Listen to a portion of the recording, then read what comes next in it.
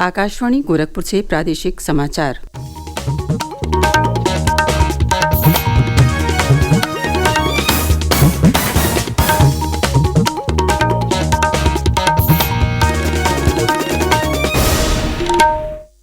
नमस्कार। समाचार बुलेटिन के साथ मैं सुषमा श्रीवास्तव। पहले मुख्य समाचार। हाथरस में भगदड़ मचने से 116 लोगों की मौत।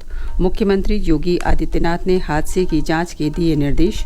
मृतकों के परिजनों को मुआवजा देने की भी घोषणा। प्रधानमंत्री ने लोकसभा में राष्ट्रपति के अभिभाषण पर धन्यवाद प्रस्ताव पर बोलते हुए कहा, सरकार की नीतियों और नीयत पर जनता को है भरोसा। मुख्यमंत्री योगी आदित्यनाथ की अध्यक्षता में हुई कैबिनेट बैठक में यूपी एग्रोटेक नीति 2024 सहित 11 प्रस्तावों को मिली मंजूरी।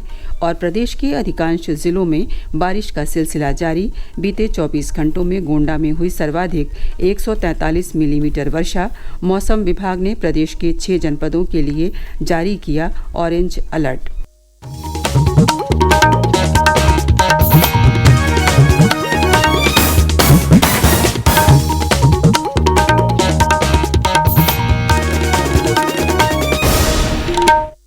और अब समाचार विस्तार से।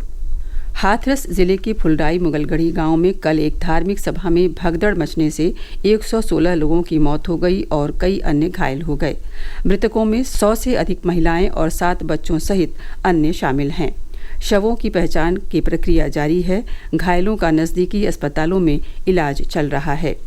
राष्ट्रपति द्रौपदी मुर्मू, प्रधानमंत्री नरेंद्र मोदी और मुख्यमंत्री योगी आदित्यनाथ ने हाथरस जिले में हुए हादसे में मरने वालों के शोक संतप्त परिजनों के प्रति संवेदना व्यक्त की है।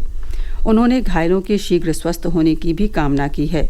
मुख्यमंत्री योगी आदित्यनाथ ने जिला प्रशासन के अधिकारियों को घायलों को तत्काल अस्पताल पहुंचाकर उनके समुचित उपचार और मौके पर राहत कार्य में तेजी लाने के निर्देश दिए हैं।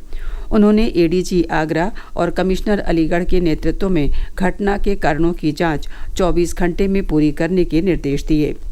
मृतकों के परिजनों को प्रधानमंत्री ने पीएम राहत कोष से 2-2 लाख रुपए और घायलों को 50-50 हजार रुपए की आर्थिक सहायता और मुख्यमंत्री योगी आदित्यनाथ ने भी मृतकों के परिजनों को 2-2 लाख रुपए और घायलों को 50-50 हजार रुपए की आर्थिक सहायता देने की घोषणा की है।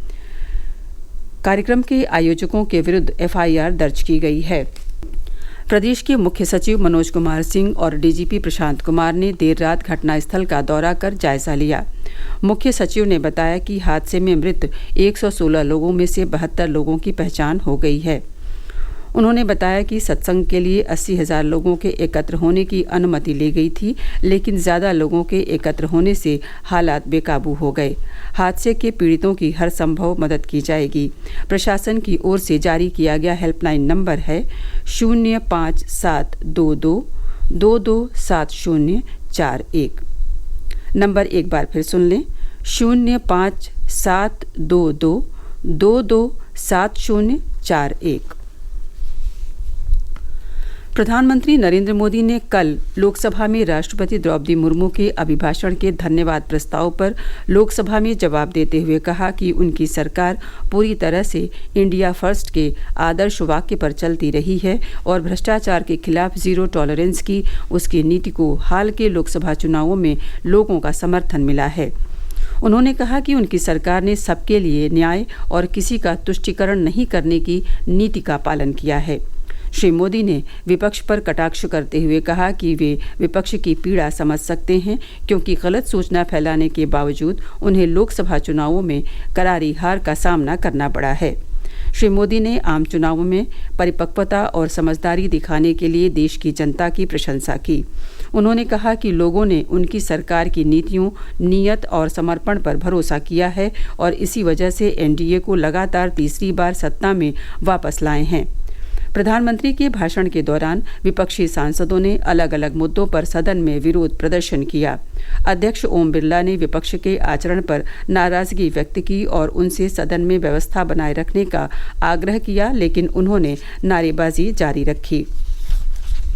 इससे पहले लोकसभा में राष्ट्रपति के अभिभाषण पर चर्चा में भाग लेते हुए समाजवादी पार्टी के अध्यक्ष अखिलेश यादव ने भारतीय अर्थव्यवस्था पर सवाल उठाते हुए कहा कि भारत की दुनिया की 5वीं सबसे बड़ी अर्थव्यवस्था बनने के बावजूद प्रति व्यक्ति आय अब भी कम है।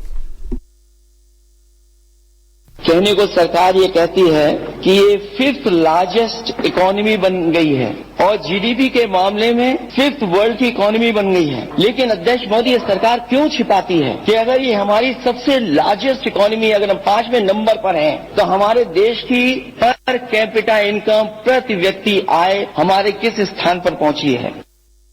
नीट पेपर लीक मामले में गिरफ्तार आरोपी जलील खान पठान और संजय जाधव को 6 जुलाई तक केंद्रीय अन्वेषण ब्यूरो सीबीआई की हिरासत में भेज दिया गया। इस मामले के तार लातूर से जुड़े होने के कारण इसकी जांच सीबीआई को सौंप दी गई थी। सीबीआई ने मामले की गहन जांच के लिए आरोपियों की हिरासत की मांग की थी। आरोपियों के वकीलों ने दोनों आरोपियों की न्यायिक हिरासत की मांग करते हुए कहा था कि लातूर पुलिस इस मामले की जांच पहले ही पूरी कर चुकी है। हालांकि न्यायालय ने दोनों आरोपियों को सीबीआई की हिरासत में भेज दिया है। प्रादेशिक समाचार आप आकाशवाणी गोरखपुर से सुन रहे हैं। ये समाचार बुलेटिन हमारे YouTube channel AIR news Gorakhpur और एक्स हैंडल AIR न्यूज़_GKP पर भी उपलब्ध है। मुख्यमंत्री योगी आदित्यनाथ की अध्यक्षता में कल हुई मंत्रिपरिषद की बैठक में यूपी एग्रोटेक नीति 2024 सहित 11 प्रस्ताव पारित हुए। कैबिनेट बैठक के बाद वित्त एवं संसदीय कार्य मंत्री सुरेश खन्ना, कृषि मंत्री सूर्य प्रताप शाही और पशुधन मंत्री धर्मपाल सिंह ने प्रेस वार्ता कर सरकार के फैसलों के बारे में जानकारी दी। कृषि मंत्री सूर्य प्रताप शाही ने बताया कि उत्तर प्रदेश एग्रोटेक नीति 2024 पर कैबिनेट में प्रस्ताव पारित होना किसान हित में सरकार का बड़ा कदम है। किसानों के लिए डिजिटल रजिस्ट्री कार्यक्रम की शुरुआत के साथ कृषि विकास दोगुना करने का लक्ष्य है। पशुधन मंत्री धर्मपाल सिंह ने बताया कि पशुधन, कुक्कुट एवं मत्स्य आहार प्रोत्साहन नीति 2024 और उत्तर प्रदेश चारा नीति 2024 को मंजूरी प्रदान की गई है। इससे प्रदेश के किसान समृद्ध होंगे। संसदीय कार्य मंत्री सुरेश खन्ना ने बताया कि बैठक में वेतन समिति की संस्तुतियों को मंजूरी मिल गई है। 656 सिक्योरिटी गार्डों, 2130 अध्यापकों के मानदेय में वृद्धि, सिक्योरिटी गार्डों के प्रोत्साहन भत्ते में वृद्धि का फैसला लिया गया है। इस फैसले के तहत राज्यपाल और मुख्यमंत्री के सिक्योरिटी गार्ड्स को भी लाभ मिलेगा।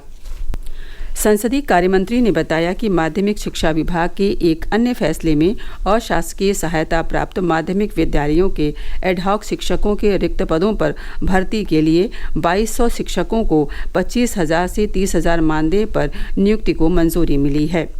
सुरेश खन्ना ने बताया कि लखनऊ और वाराणसी में दिल्ली के भारत मंडपम की तर्ज पर कन्वेंशन सेंटर बनाने के लिए काम होगा। बैठक में स्पेशल इन्वेस्टमेंट रीजन एक्ट बनाने के लिए प्रस्ताव को मंजूरी दी गई। इसके तहत उत्तर प्रदेश देश का चौथा राज्य होगा जिसमें ये एक्ट लागू होगा। उत्तर प्रदेश में इसका नाम nodal investment region for manufacturing होगा। वर्तमान में 3 राज्य गुजरात, कर्नाटक, राजस्थान में ये एक्ट लागू है।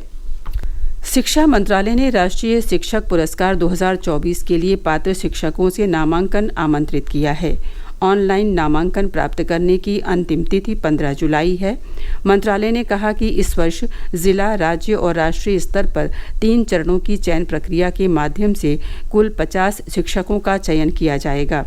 ये पुरस्कार 5 सितंबर को शिक्षक दिवस के अवसर पर नई दिल्ली में राष्ट्रपति द्रौपदी मुर्मू द्वारा प्रदान किया जाएगा। योग्य शिक्षक अपना नामांकन मंत्रालय के पोर्टल www.nationalawards2teachers.education.gov.in पर भेज सकते हैं। प्रदेश के अधिकांश जनपदों में बारिश का सिलसिला जारी है। मौसम विभाग ने आज इलाहाबाद, चित्रकूट, कौशाम्बी, औरैया, इटावा और आगरा के लिए बारिश का ऑरेंज अलर्ट जारी किया है। बीते 24 घंटों में सर्वाधिक 143 मिलीमीटर बारिश गोंडा में दर्ज की गई। इसके अलावा कुशीनगर में 122 मिलीमीटर और लखीमपुर खीरी में 106 मिलीमीटर बारिश दर्ज की गई। मौसम विभाग का पूर्वानुमान है कि प्रदेश के अधिकांश हिस्सों में रुक रुक कर बारिश का सिलसिला जारी रहेगा। उधर प्रदेश में बीते 24 घंटे में आकाशीय बिजली गिरने और डूबने से 9 लोगों की मौत हो गई। राहत आयुक्त कार्यालय से जारी बुलेटिन के अनुसार प्रदेश में कहीं भी अभी बाढ़ की स्थिति नहीं है। बदायूं, मैनपुरी और एटा में अतिवृष्टि से एक एक व्यक्ति और बलरामपुर फतेहपुर में डूबने से एक एक व्यक्ति की जान गई है। देवरिया और गोरखपुर में आकाशीय बिजली गिरने से दो लोगों की मौत हुई है। इसके अलावा अमरोहा में मकान गिरने से एक परिवार के 2 लोगों की मौत हो गई। और अब अंत में मुख्य समाचार एक बार फिर। हाथरस में भगदड़ मचने से 116 लोगों की मौत। मुख्यमंत्री योगी आदित्यनाथ ने हादसे की जांच के दिए निर्देश। मृतकों के परिजनों को मुआवजा देने की भी घोषणा। प्रधानमंत्री ने लोकसभा में राष्ट्रपति के अभिभाषण पर धन्यवाद प्रस्ताव पर बोलते हुए कहा, सरकार की नीतियों और नीयत पर जनता को है भरोसा। मुख्यमंत्री योगी आदित्यनाथ की अध्यक्षता में हुई कैबिनेट बैठक में यूपी एग्रोटेक नीति 2024 सहित 11 प्रस्तावों को मिली मंजूरी। और प्रदेश के अधिकांश जिलों में बारिश का सिलसिला जारी। बीते 24 घंटों में गोंडा में हुई सर्वाधिक 143 मिलीमीटर वर्षा। मौसम विभाग ने प्रदेश के 6 जनपदों के लिए जारी किया ऑरेंज अलर्ट। इसी के साथ प्रादेशिक समाचारों का ये बुलेटिन समाप्त हुआ। नमस्कार।